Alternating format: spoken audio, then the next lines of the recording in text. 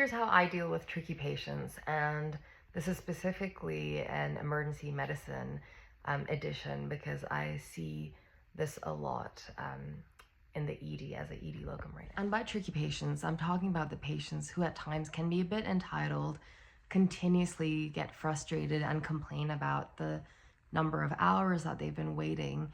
And while this is extremely frustrating on their part and understandable completely as a patient, it can be a bit gut-wrenching as a doctor who's working in a department that's short-staffed, maybe with, one or two doctors on with multiple patients that are acutely unwell, leading to long wait times as a result of that. So I currently work in an ED that's normally manned by 2 to 4 people during the day and 1 person overnight. That being said, it's a very small ED, but sees a lot of presentations every single day. So it can get pretty chaotic for every shift. So it gets a bit defeating and a bit saddening when patients just come up to you extremely frustrated, start screaming at you for how terrible you are, not seeing them, and that they've been waiting for 5 hours, which is completely understandable, but sometimes you really can't do anything because you're seeing acutely unwell patients, and it just takes time to treat those patients and manage them safely.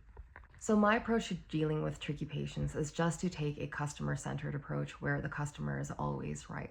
So whenever someone is angry or really frustrated, I basically just start off by apologizing because honestly, I've been a patient myself and it sucks to wait for so many hours, and I have personally discharged against medical advice because it just takes so long. So it's understandable. So I think if you empathize with the patient and honestly just tell them that you're truly sorry for the wait and that you apologize, but that there's only a limited number of doctors on and you have acutely unwell patients, I think that normally goes a long way.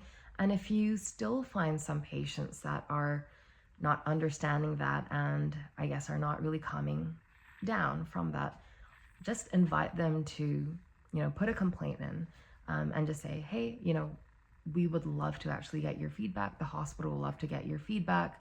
Why don't you put a complaint in and let the hospital know that you're not happy with our care and that you would like to be seen more efficiently. And I think there's something about providing a lead for some sort of resolution for a patient that does go a long way. And honestly, every organization truly benefits from that. So I really encourage all of our patients to give feedback if they are upset about something, because it just helps with people at the top really understand what's happening at the ground.